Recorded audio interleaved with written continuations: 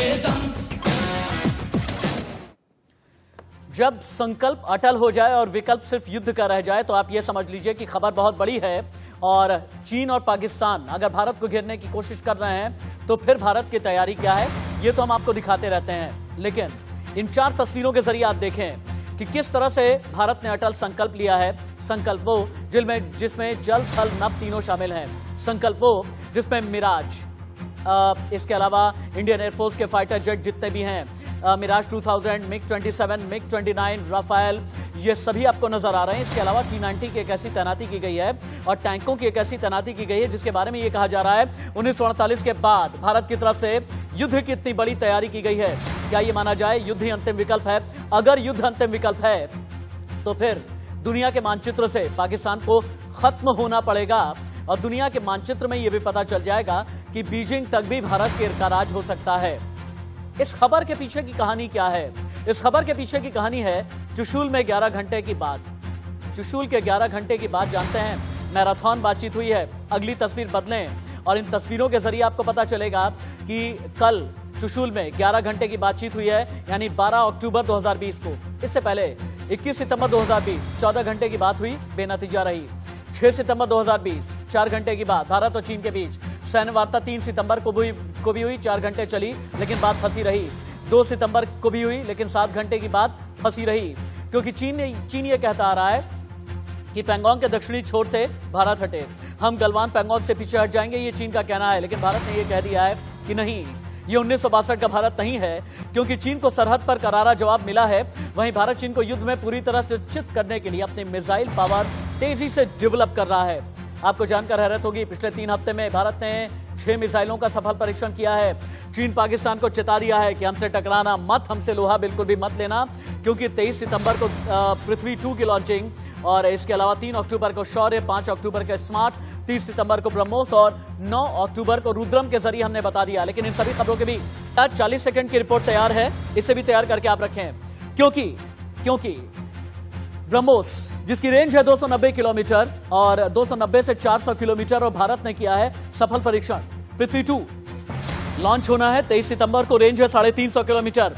Anti tank guided missile 23 सितंबर को परीक्षण, Arjun tank से किया गया fire. High speed target drone अभ्यास यानी HSTDA 22 सितंबर को किया गया भारत की तरफ से परीक्षण।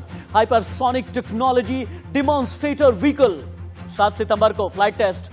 स्मार्ट यानी supersonic missile assisted release of torpedo 5 अक्टूबर को सफल परीक्षण किया गया, यानी टॉर्पीडो के साथ में अगर मिसाइल को लैस किया गया तो फिर समंदर में चीन को घिरना ही होगा। लेकिन इन सभी के बीच चीन की चालबाजी जारी है। किस तरीके से जारी है आप देखें, नॉर्थ पैंगोंग में PLA सैनिकों की अदला बदली अभी भी जारी है, यानी चीन एक तरफ बात कर रहा है, वहीं दूसरी तरफ सैनिकों की अदला बदली कर रहा है।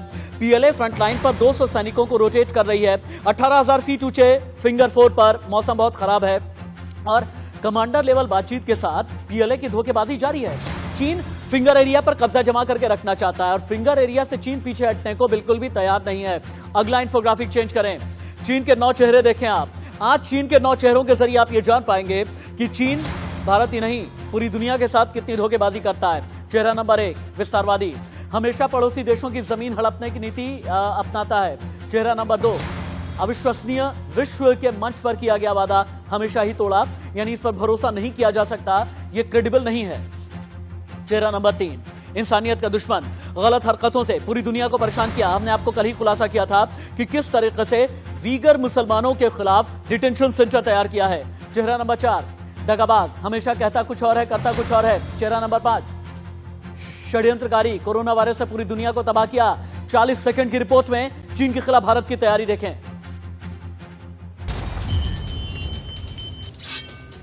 शौर्य के शिखर पर सेना की भीषण दहाड़,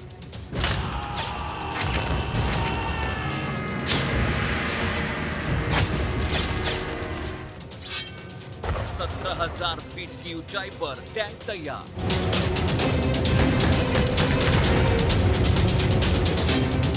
पाकिस्तान की ओर से सीमा पर अग्निवर्षा,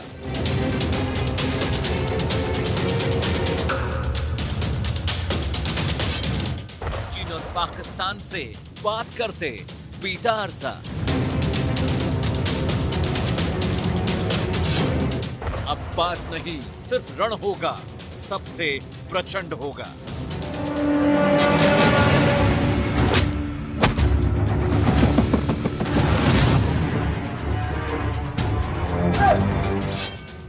एलएसी से एलओसी तक सबसे दमदार रिपोर्टिंग।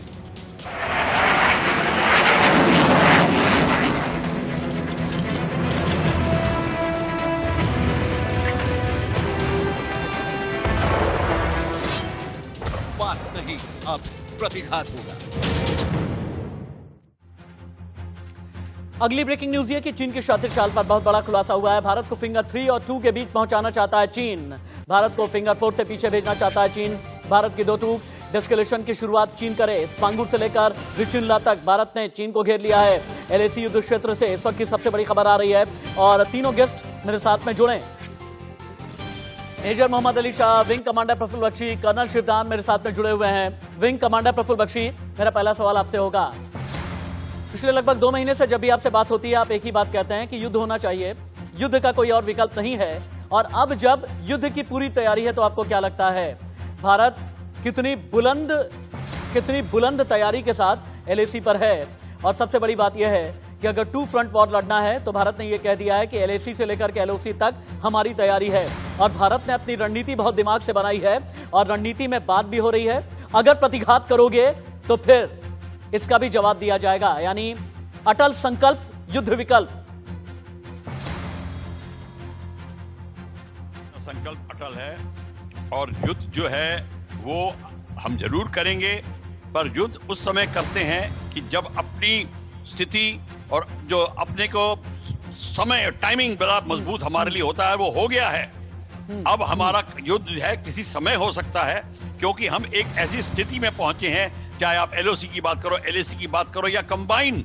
अब मेरे हिसाब से एक कंबाइंड फ्रंट होगा, उसको हम एलएसी एलओसी नहीं बोलेंगे, क्योंकि यह चाइना है अपना सामान, अपना कनेक्शन डायरेक्टली स्कार्दू, गिलगित, हुंजा सारे के एरिया के अंदर पहुंचा देगा और वहां से वो वार करेगा। तो कोई मतलब नहीं है हमारा। अब हम ये कह दे कि ये जैसे सेकेंड वर्ल्ड वॉर में ईस्टर्न फ्रंट और वेस्टर्न फ्रंट, ये कोई बात नहीं है। अब एब्सोल्युटली वन सिंगल फ्रंट है, हम सेंटर में हैं। एंगल अब जो 44 degree angle this side and 40 degree angle this side, ये सारा का सारा हमारा बिल्कुल। सर एक काम करता हूँ आर्मी की, जैसे आप 44 डिग्री के एंगल आप बता रहे हैं ना, मैं 35 दिन में 10 मिसाइल एंगल आपको दिखाता हूं। देखिएगा बहुत ही ज्यादा मजा आएगा, बहुत ही ज्यादा आनंद आएगा जब आप 35 दिन में 10 अलग अलग मिसाइल टेस्ट के बारे में जानेंगे। 7 सितंबर हाइपरसोनिक टेक्नोलॉजी व्हीकल, 22 सितंबर अभ्यास यानी हाई स्पीड एरियल टारगेट, 22 सितंबर laser guided anti tank missile, 23 सितंबर पृथ्वी 2 का नाइट ट्रायल भारत ने किया, 30 सितंबर को सुपरसोनिक क्रूज मिसाइल ब्रह्मोस का टेस्ट, 1 अक्टूबर laser guided anti tank missile का परीक्षण भारत की तरफ से, 3 अक्टूबर सुपरसोनिक शौर्य मिसाइल, 35 दिन 10 मिसाइल। मेजर मोहम्मद अली शाह, 35 दिन 10 मिसाइल टेस्ट, जद में चीन, जद में पाकिस्तान। देखिए 2017 में जो सीडीएस साहब है, चीफ ऑफ डिफेंस सर्विसेज, जब वो चीफ ऑफ आर्मी स्टाफ थे जनरल बिपिन रावत, उन्होंने उस वक्त ये कहा था कि हिंदुस्तान 2.5 वॉर के लिए बिल्कुल तैयार है। यानी कि एक फ्रंट चाइना का, एक फ्रंट पाकिस्तान का, दूसरी तरफ जम्मू कश्मीर में जो उग्रवाद हो रहा है, जो इंसर्जेंसी हो रही है उसका 2.5।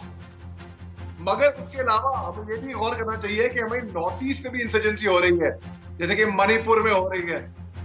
अब तकरीबन 3 साल के बाद लगता है कि जो उन्होंने कहा था उसको 2017 में, वो बात सही निकल के आ रही है, क्योंकि हिंदुस्तान की पूरी तैयारी है। अभी आप हाल ही का खबर देख लीजिए, आप डिफेंस मिनिस्टर साहब प्रकाश सिंह ने 44 ब्रिजेस डेडिकेट करे, इनॉग्रेट करे। खास बात उनमें 10 ब्रिजेस तो वही जम्मू कश्मीर जो खिलाया जा रहा था, अभी ले लद्दाख कश्मीर, वहां पे 8 ब्रिजेस है लद्दाख में। और ये ऐसे ब्रिजेस हैं जिनके ऊपर टैंक मूवमेंट, फौजी मूवमेंट ये कंड्यूसिव है। तो हमारी फौजी तरफ की तैयारी ही नहीं है, केवल इंफ्रास्ट्रक्चर की तरफ से भी तैयारी है।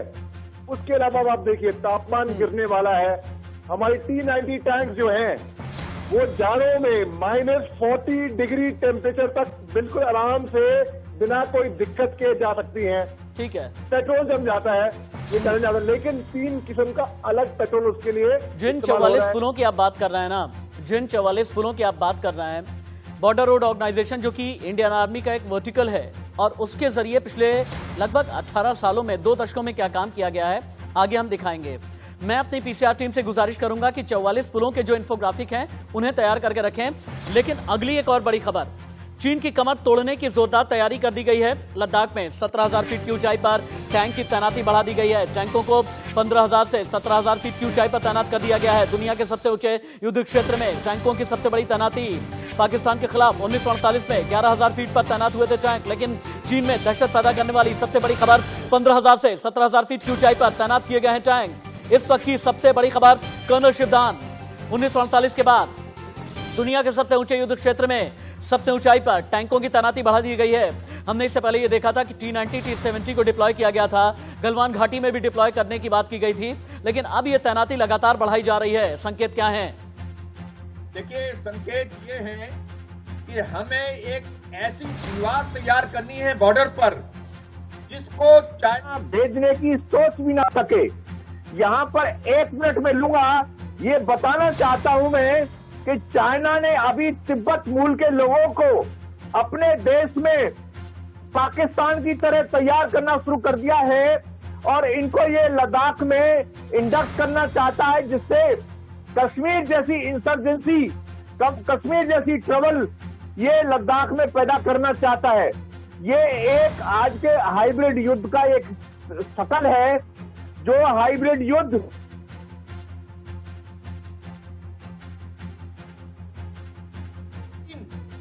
लद्दाख में भी करने की सोच रहा है। इसलिए हमें बॉर्डर के साथ साथ हमें ओके, ठीक है। इंटरनल सिक्योरिटी पर भी ओके, उतना ही ठीक है। ध्यान देना पड़ेगा। हाँ, ठीक कह रहे हैं आप। लेकिन इन सब के बीच मैंने कहा ना कि पूरी तरह से चक्रव्यूह की एक रचना की गई है, पूर्व पश्चिम उत्तर दक्षिण हर तरफ से। चीन को पटखनी देने के लिए भारत ने कर ली है बहुत बड़ी तैयारी। कमांडर प्रफुल्ल बख्शी, अरुणाचल प्रदेश पर चीन की गिद्ध नजर है। अरुणाचल प्रदेश के बारे में चीन हमेशा ये बात कहता है, दक्षिणी तिब्बत का ये हिस्सा है। अरुणाचल प्रदेश पर अपना झूठा दावा ठोकता है चीन, लेकिन वहां पर ग्रीनफील्ड एयरपोर्ट भारत बना रहा है। टैक्टिकली आप इसे किस तरीके से देखते हैं? एयरपोर्ट के जरिए चीन की घेराबंदी कैसे की जाएगी और स्ट्रेटेजिक वे में ये चीन की कितनी बड़ी हार होगी? देखिए, ऐसा है, आप जैसे कह रहे हैं बिल्कुल ठीक कह रहे हैं। ये अरुणाचल प्रदेश में जो हमारी कमियां थी वो तो बहुत पहले से हमें पता चलने लग गई थी। जब से हम पुराने डिफेंस मिनिस्टर ने कहा था ये सड़क मत बनाओ तो चीनी यूज कर लेगा, उसने ये भी कहा होगा कि एयरपोर्ट मत बनाओ चीनी फाइटर लैंड कर जाएंगे। ये सारी की सारी थिंकिंग जब चेंज हो गई है। देखिए, बात सारी उत्तरांचल से पहले शुरू हुई थी, और जब ब्रिजेस की बात कर रहे हो, आज से 3 साल पहले J-20 एयरक्राफ्ट इंक्लूड कर रहे थे उत्तरांचल में। उस समय ये हमने सजेशन दिया था, मैंने एक आर्टिकल भी लिखा था कि हमें कंटोनमेंट्स बनाने हैं 6-7 और एयरफील्ड बनाने हैं उत्तरांचल में और अरुणाचल में, और वही होना शुरू हो गया है। मैंने क्या था, मेरे कहने से हुआ है, पर उनकी सोच अच्छी हो गई है और वो ब्रिजेस और एयरफील्ड। क्या पुल वाले इन्फोग्राफिक तैयार हैं? आप बोलते रहें। विंग कमांडर प्रफुल्ल बख्शी, आप बोलते रहें। और दोनों जो है ये एयरफील्ड चाहे उत्तरांचल में हो चाहे अरुणाचल में हो, यहाँ पे हमारे जो एयरक्राफ्ट है, logistics support to the army on both the fronts वो होगा। और मैं आपको बता दूं, जो चीन जो साइकोलॉजिकल इंपैक्ट कर रहा है, नेपाल को अप्रोच किया है कि हमारी आर्मी में गुरखास क्यों नहीं आ सकते। गुरखास को वो आर्मी में ले जाना चाहता है, जैसे तिब्बत से वो लोकल्स को ले जाना चाह रहा है।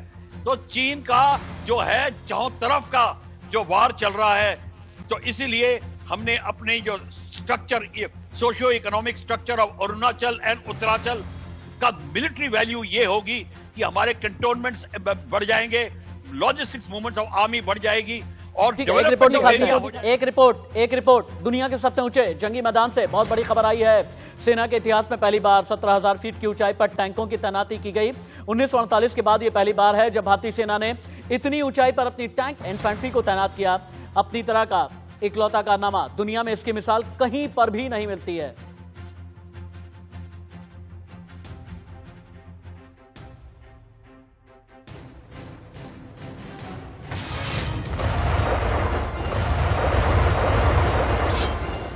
के खिलाफ सबसे विध्वंसक तैयारी।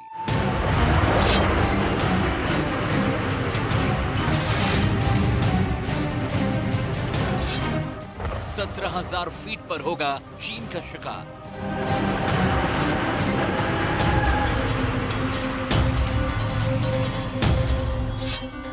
कांप जाएगा हिमालय का जर्रा जर्रा।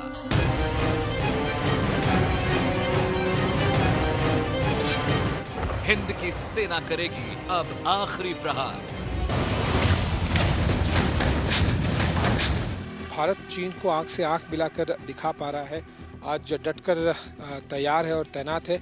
वो इसलिए क्योंकि पिछले कुछ सालों में बहुत ज़्यादा तैनाती और बहुत ज़्यादा जो मॉडर्नाइजेशन है, नए नए एयरक्राफ्ट लेने का, नए नए गन्स और एम्यूनिशन लेने का, असला बारूद का, उसे बहुत तेज़ी से एक्सपेडाइट किया गया था।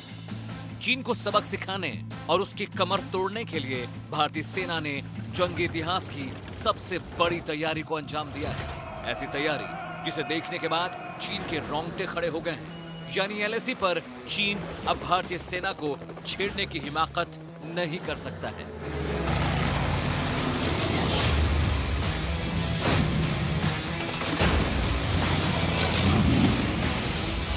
जो भी हम हरकतें देख रहे थे उसको मद्देनजर रखते हुए अपनी सुरक्षा के लिए हमने जो कदम उठाने थे वो हमने उठाए हैं और मुझे उम्मीद है कि जो हमने डिप्लॉयमेंट की है उससे हम अपनी सुरक्षा कायम रखेंगे।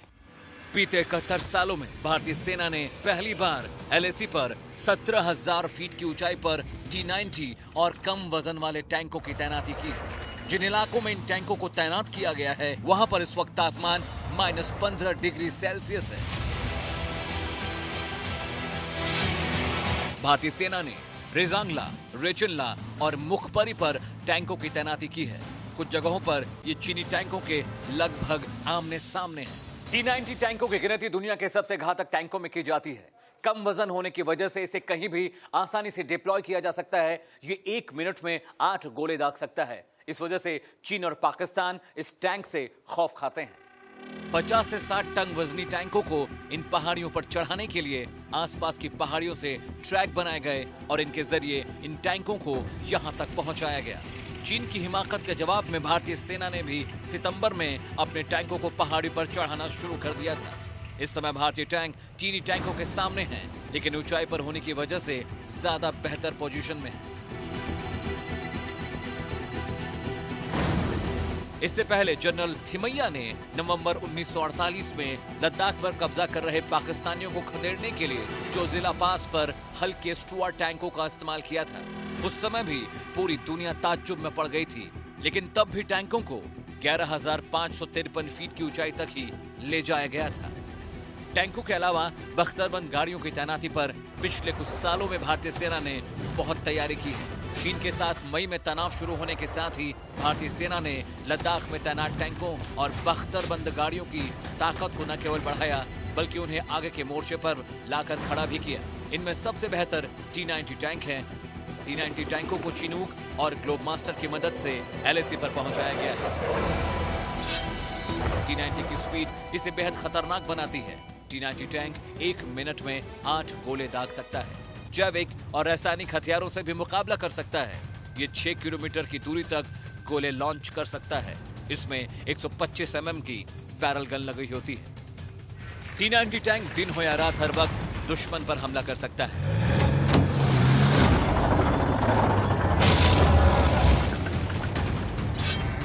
T-90 टैंक में मिसाइल हमले को रोकने वाला कवच है। इसमें शक्तिशाली 1000 हॉर्स पावर का इंजन है। ये एक बार में 550 किलोमीटर की दूरी तय करने में सक्षम है। चीन की गतिविधियों से यह पूरी तरह से स्पष्ट है, उसकी कथनी और उसकी करनी में अंतर है। और हमने चाइना को डिप्लोमेटिक तथा मिलिट्री चैनल्स के माध्यम से यह अवगत करा दिया कि इस प्रकार की गतिविधियां यथास्थिति को यानी स्टेटस को एक तरफा बदलने का प्रयास है। अगस्त के आखिर में चीन की तरफ से नई कार्रवाइयों की आशंका के बाद भारतीय सेना ने 29 और 30 अगस्त को पैंगोंग के पूर्वी इलाके ठाकुंग से लेकर रेजिंग ला तक की सभी अहम पहाड़ियों पर कब्जा कर लिया। इसी के बाद चीन ने अपनी बख्तरबंद गाड़ियों और टैंकों को आगे बढ़ाया, जिसका जवाब भारत ने इन पहाड़ियों पर टैंक तैनात करके दिया है। अमित सिंह के साथ Akash Chauhan, India news, Delhi. Major Mohammad Ali Shah, क्या ये मान लिया जाए कि चीन तो चौतरफा घिरा है, युद्ध की गीदड़ भभकी चीन जरूर दे रहा है, लेकिन हां भारत ने यह बता दिया है कि जमीन पर अगर युद्ध लड़ना चाहोगे T-90 T-70 तुम्हारा इंतजार कर रहा है। अगर आसमान में लड़ना चाहोगे राफेल से लेकर के मिग, मिराज से लेकर के जेट फाइटर से लेकर के ट्रांसपोर्ट एयरक्राफ्ट कैरियर, और अगर समंदर में जाओगे तो फिर साउथ चाइना सी में घेर करके मारेंगे। क्या चीन को सीधे तौर पर अब ये हमने बता दिया है? तूफानों से भिड़ जाते हैं, बाधाओं से टकराते हैं, हम भारत माँ के प्रहरी हैं, दुश्मन हमसे घबराते हैं। तो तैयारी पूरी है हर जगह से, हर तरीके से। चाइना जो है ना वो केवल घुराएगा। मेरे को लगता नहीं, जहां तक मेरा ख्याल है, जहां तक मेरा ऐसा मानना है कि वो कभी युद्ध चाहेगा, क्योंकि उसका ये फिलॉसफी रही है विन वॉर्स विदाउट फाइटिंग। लेकिन अभी सबको चाइना की स्ट्रैटेजी, चाइना की फिलॉसफी साफ आती हुई दिखती है। और एलिमेंट ऑफ सरप्राइज जो होता है वो बहुत जरूरी होता है किसी भी युद्ध में। आप देखिए 1979 में क्या हुआ था। 1 जनवरी 1979 में चाइना के वाइस प्रीमियर अमेरिका जाते हैं और वहां के राष्ट्रपति जिमी कार्टर को मिलते हैं और कहते हैं जो तीसरा बच्चा है वो बहुत शरारती हो रहा है, उसको पिटाई की जरूरत है।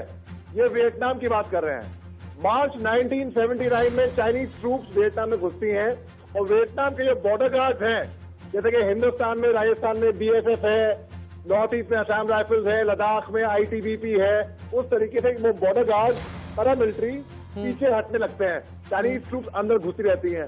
वो एक वेल प्लान स्ट्रैटेजी थी। 20 किलोमीटर पीछे वियतनाम की रेगुलर आर्मी चाइनीज आर्मी का घुसने का इंतजार कर रही थी और जैसी चाइनीज आर्मी उनके साथ मिलाप में आई, वियतनाम आर्मी ने चाइनीज आर्मी को वो मार लगाई कि उनकी 100 पीढ़ियां भी हमेशा याद रखेंगी। उसके बाद चाइना की कभी हिम्मत नहीं हुई वियतनाम से पंगा लेने की। वियतनाम ने क्या करा, उन्होंने ये स्ट्रैटेजी अपनाई कि उन्होंने पीछे हटे। जी हाँ जरूर, एक मिनट रुकिए, लेकिन बहुत बड़ी खबर है। चीन से बढ़ते खतरे से निपटने के लिए अमेरिका ने बहुत बड़ी तैयारी कर ली है। दुनिया में 1 घंटे में कहीं भी हथियारों की डिलीवरी करेगा अमेरिका बना रहा है नया ट्रांसपोर्ट सिस्टम। अमेरिकी सेना SpaceX के साथ मिलकर कर रही है काम। रॉकेट से 7 मिनट में दुनिया के किसी भी कोने में पहुंचेगा हथियार। दुनिया में 1 घंटे में कहीं भी हथियार पहुंचाने की तैयारी में अमेरिका एक नया ट्रांसपोर्ट सिस्टम बना रहा है। अमेरिका ये SpaceX के साथ जो ट्रांसपोर्ट सिस्टम बन रहा है, विंग कमांडर प्रफुल्ल बख्शी, इसकी टेक्निकलिटी के बारे में बताएं। दुनिया में 1 घंटे में कहीं पर भी हथियार पहुंचा देगा अमेरिका। ये चीन के लिए कितनी बड़ी खतरे की घंटी है? देखिए, ऐसा है कि ये जब एविएशन जब से शुरू हुई है, ये क्वेस्ट रहा है, निरंतर कार्रवाई रही है कि आप अपना डिस्टेंस को जल्दी से जल्दी कवर करें। जब एयरक्राफ्ट अभी जो डालते हैं 0.9 या 0.8 मैक पे जाते हैं, जो सुपरसोनिक एयरलाइनर होते हैं वो 2 मैक 3 मैक पे जाते हैं और हाइपरसोनिक मैक 6 to 7 मैक पे जाता है। और ये इन्होंने हाइपरसोनिक जैसे कॉनकॉर्ड का भी, जिसको कहते हैं अंकल अब बना दिया इन्होंने। अब ये जो है पूरा यहां से लेके न्यूयॉर्क का डिस्टेंस रिकॉर्ड 2.5 घंटे में कर देंगे। ये मतलब अभी मेरे को सुन के विश्वास भी नहीं होता, पर बात सच्ची है।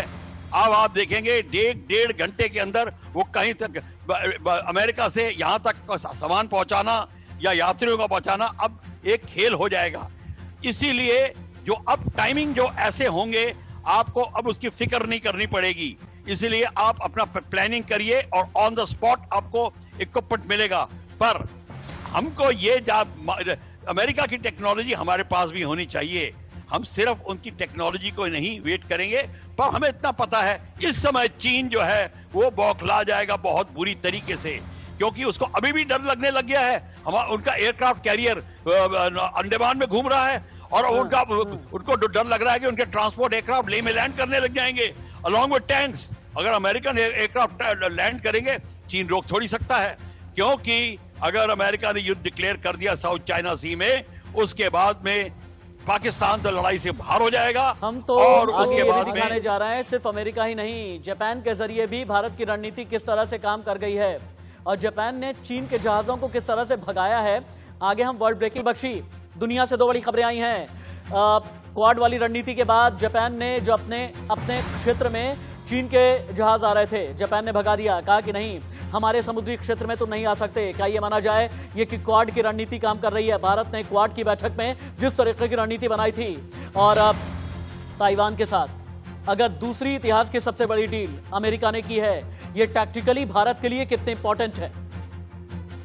देखिए, ये बहुत इंपॉर्टेंट डील है और जो क्वाड की आप बात कर रहे हैं, मैं मानता हूं Japan is well with in the right कि चाइनीज को अपने एरिया से निकाल दे, पर इस समय जापान को पता है कि मॉरली उसके साथ में सारे ऑस्ट्रेलिया, इंडिया और अमेरिका खड़े हैं और वो सही रास्ते पे है। मलेशिया ने जो उनकी चाइनीज की फिशिंग बोट्स को कैप्चर किया है ऑन सस्पिशन कि दे वर स्पाइंग ऑन मलेशिया। नहीं, आमतौर पर फिशिंग बोट्स को कैप्चर नहीं करते until they violated the territory, but इनको कैप्चर इसलिए किया है दे वर सस्पेक्टेड ऑफ स्पाइंग। इसीलिए तो इस समय आप देख रहे हैं चारों तरफ जो है चीन को पता चल रहा है उसके बाद कि साउथ चाइना सी में और लद्दाख में दोनों जगह उसके ऊपर अब कस पकड़ी जा रही है। मतलब चीज जो दुश्मन की जो हमारी जो कस है अब इतनी मजबूत हो गई है उसके ऊपर कि अब चीन कोई रास्ते ढूंढ रहा है कि किस तरीके से इस विकल्प से बाहर निकले, किस तरीके से इस कठिन समस्या से बाहर निकले। पर यही मौका है हमारे लिए कि अब हम अपनी स्थिति और मजबूत करें। और मैंने आपको पहले भी बताया था कि इस समय आ गया है क्वाड के बाद एक यूनियन ऑफ एशियन कंट्रीज जिसकी लीडरशिप इंडिया के पास में हो और एशिया पैसिफिक यूनियन, ये जरूर बननी चाहिए। और इसके बाद आप देखेंगे चीन धरा का धरा रह जाएगा जब सारी कंट्रीज को एक मजबूत संगठन मिलेगा। इसीलिए और प्राइम मिनिस्टर नेहरू ने इसको 47 में स्टार्ट किया था, किस तरीके से नहीं बनी, पर अब मौका आ गया है। सारी लीडरशिप इंडिया को देख रही है कि हम इस एशियन यूनियन और इंडो पैसिफिक यूनियन में बढ़त करें। इंडो पैसिफिक रीजन में भारत बढ़त करे, ये वक्त आ गया है। लेकिन कर्नल शिवदान, हम क्या कर रहे हैं ना, देखिए पाकिस्तान तो अपनी चालबाजी करता रहेगा और पाकिस्तान पर जरा भी विश्वास नहीं करना है, इतना तो तय है। लेकिन श्रीलंका के साथ, नेपाल के साथ, भूटान के साथ, म्यांमार के साथ हमारी रणनीति क्या होनी चाहिए कि चीन और पाकिस्तान पर दबाव बना रहे? चीज है उनसे हमें अपने रिलेशंस को बेहतर रखना चाहिए। इन कंट्रीज में चाइना ने मिस इन्फॉर्मेशन फैला करके जो भी इंडिया के खिलाफ माहौल बनाने की कोशिश करा, जैसा कि मैंने कहा था, हाइब्रिड वार के अंदर ये परोक्ष युद्ध होता है।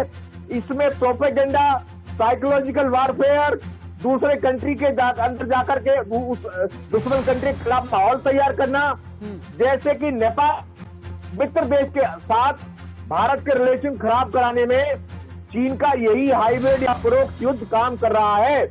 इसलिए हमें चाहिए कि अपने नेबरिंग कंट्रीज से अपने रिश्तों को नॉर्मल रखें। जैसे श्रीलंका के साथ में हमारे रिश्ते नॉर्मल हैं, भूटान के साथ हमारे रिश्ते नॉर्मल हैं, बांग्लादेश के साथ हमारे रिश्ते नॉर्मल हैं। ये खाली नेपाल में, क्योंकि वहाँ कम्युनिस्ट पार्टी का रूल है, इसलिए वहां पर ये लेकिन क्या है ना, क्या है, हाँ आप एकदम ठीक कह रहे हैं। लेकिन क्या है, भारत ने भी बड़ी जबरदस्त स्ट्रैटेजी बनाई है। मेजर मोहम्मद अली शाह, आप सुनिएगा। और मेजर साहब, आपके बाद फिर से मैं विंग कमांडर प्रफुल्ल बख्शी के पास में जाऊंगा। मैंने पूरा ज्योग्राफिया निकाला है। ज्योग्राफिया में मुझे कुछ चीजें मिल रही हैं। एक है जयनगर बरबीदास रेलवे प्रोजेक्ट, एक है जोगबनी विराटनगर रेलवे प्रोजेक्ट। जो पहला रेलवे प्रोजेक्ट है ये नेपाल बॉर्डर के पास में है और भारत को भूटान से जोड़ने वाली जो सड़क है वहां पर मोरेह तक भारत कर रहा है एक्सपेंशन। ये तो ये है कि हाँ भूटान के साथ में ठीक हो जाएंगे, वही भूटान जिसके साथ मिलकर के चीन ने किया था डोकलाम। भारत ने क्या किया है, श्रीलंका को $1.5 अरब का कर्ज दे दिया है। क्या ये माना जाए कि श्रीलंका को $1.5 अरब का कर्ज दे करके नेपाल की तरफ जयनगर बरबीदास रेलवे प्रोजेक्ट बना करके, फिर उसके बाद बांग्लादेश की तरफ अगर आप आते हैं हल्दिया चटगांव इंटरनेशनल जलमार्ग बना करके, Bharat tactically strategic point of view से, कूटनीतिक तरीके से इन सभी को अपने साथ में ले रहा है ताकि कभी भी चीन और पाकिस्तान के साथ ये खड़े न रहें अगर युद्ध की स्थिति आती है तो।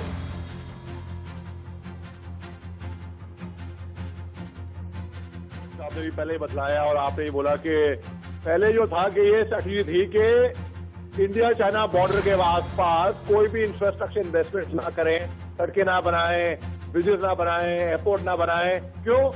क्योंकि दुश्मन आके उनका इस्तेमाल कर लेगा। अरे आपकी सोच अगर ऐसी होगी कि दुश्मन आके इस्तेमाल करेगा, दुश्मन को आने की तो पहली बात तो ये है। और अब वहां पे काम हो रहा है। मैं आपको बताऊं, ये जो जयगांव है, जयगांव इंडिया और भूटान के बॉर्डर पे है, जयगांव और भूटान की तरफ है फुनचलिंग। हम 2010 के आसपास वहां पे थे जब world cup, Hindustan world cup जीती थी।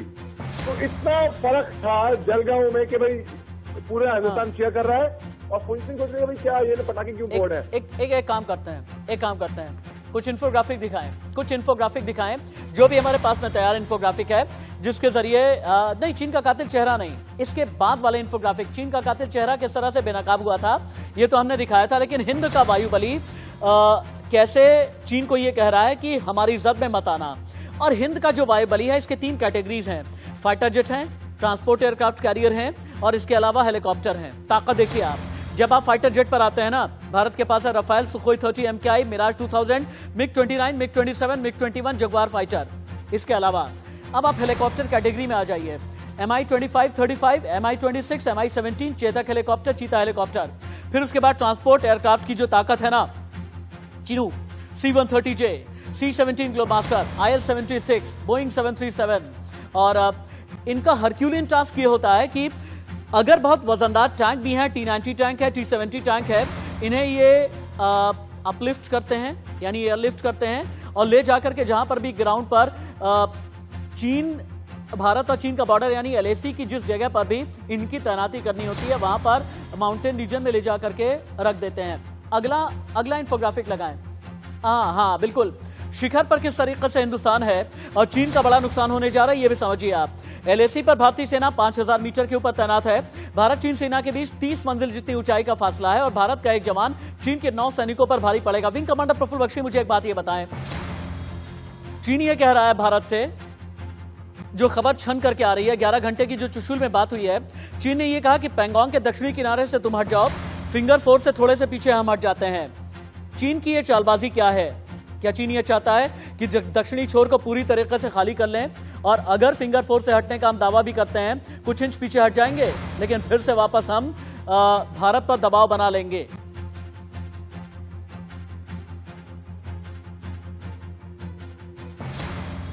अगर आप चीन की इस बात में आ गए तो इससे बड़ा मूर्ख कोई नहीं होगा।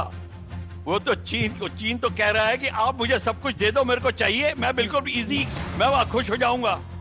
बिल्कुल ये हो ही नहीं सकता। आप साउथ पैंगोंग में हैं, इसीलिए तो चीन की नींद उड़ी हुई है। ये सारी की सारी बातें हमने आपको पहले ही बता दिया था। ये मीटिंग का इनका एफर्ट व्यर्थ जाएगा, ये समय बर्बाद करते हैं। इन सभी की अभी बहुत बड़ी खबर आ रही है, जम्मू कश्मीर में पाकिस्तान के हथियारों की तस्करी की बड़ी साजिश नाकाम हो गई है। उत्तरी कश्मीर के तंगधार में बड़ी मात्रा में हथियार जब्त हुए हैं, 5 पिस्टल, 10 मैगजीन, 138 राउंड कारतूस भी जब्त किए गए हैं। सेना के जॉइंट ऑपरेशन में ये कामयाबी मिली है। उत्तरी कश्मीर के तंगधार में बड़ी मात्रा में हथियार जब्त किए गए हैं, 5 पिस्टल, 10 मैगजीन, 138 राउंड कारतूस जब्त। कर्नल शिवदान, अभी तक दक्षिणी कश्मीर को ही आतंकियों का ठिकाना माना जाता था, कुलगाम, पहलगाम या जो रजौरी सेक्टर वाले जो इलाके हुआ करते थे, लेकिन अगर उत्तरी कश्मीर में हथियार की इतनी बड़ी खेप मिल रही है तो ये कितनी खतरनाक स्थिति है? देखिए, आपको शायद इंफॉर्मेशन हो, अक्सर ये जो सप्लाई थी वेपन्स की, वो कश्मीर का जो पाकिस्तान के साथ हिस्सा लगा हुआ है, उसके right from Kathua till and, Kathua जो पठानकोट के बाद कठुआ आता है, वहां से कश्मीर के साथ हमारी, पाकिस्तान के साथ हमारी सीमा लगनी शुरू हो जाती है, कश्मीर की सीमा। तो वहां से लेकर के आगे तक जहां भी इनको मौका मिल जाता, ये हथियारों को अंदर पुश कर रहे थे। ये नदी नाले जितने भी हैं, ये इनके लिए इजी पास होते थे, क्योंकि इन नदी नालों पर बरसात के सीजन में या खराब मौसम में इतनी विजिल नहीं हो पाती है और इस कारण से ये एरिया पहले से ही सेंसिटिव था। मगर आपको यहाँ पर रोकना पड़ रहा है क्योंकि मुझे कमर्शियल ब्रेक के लिए रुकना है। Colonel Shivdan, major Mohammad Ali Shah, wing commander Praful Bakshi, बहुत शुक्रिया आपका मेरे साथ मेरे शो में रहने के लिए। लेकिन हाँ, अंग्रेजी में एक कहावत है कि to end the war, you have to initiate the war. यानी अगर आपको कोई पुराना युद्ध खत्म करना है तो आपको युद्ध शुरू करना भी होगा, क्योंकि 1947 से लेकर के अब तक 7 दशक से ज्यादा गुजर चुके हैं। भारत पाकिस्तान युद्ध की स्थिति बदली नहीं। चीन के साथ 60 के दशक से लेकर के अब तक 6 दशक गुजर चुके हैं, लेकिन चीन अभी भी वैसी ही चालबाजी दिखाता है। 1962 में चीन ने दगाबाजी की, 1965 में हमने चीन को उसकी औकात दिखाई, 1980 के दशक से लेकर के अब तक LAC पर हमने ये बता दिया है कि भारत कितना मजबूत है। लेकिन याद रखिएगा, किसी भी युद्ध के अंत के लिए युद्ध की शुरुआत होनी बेहद जरूरी है। मेरे चारों तरफ की तस्वीर यही बता रही है कि अब अटल संकल्प है, प्रबल संकल्प है, युद्ध ही अंतिम विकल्प है और भारत ने इस